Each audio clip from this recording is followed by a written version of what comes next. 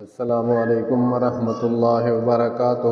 حضرت عبداللہ بن سرجس رضی اللہ تعالی عنہ سے روایت ہے، اللہ کے نبی صلی اللہ علیہ وآلہ وسلم نے ارشاد فرمایا، تم میں سے کوئی شخص زمینی سوراخ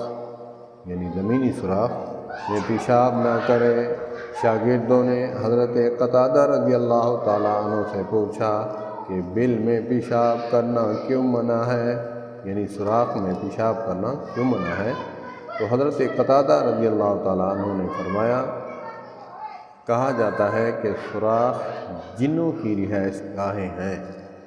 تو علماء بھی فرماتے ہیں کہ سوراخ میں پیشاب کرنے سے کوئی ایسی موذی جانور نکل آئے، آپ کو نقصان پہنچائے، تو اسی لیے انسانیت کا درد رکھتے ہوئے نبی پاک صلی اللہ علیہ وآلہ وسلم نے ارشاد فرمایا ہے کہ سوراخ میں پیشاب کرنے سے منع فرمایا گیا ہے۔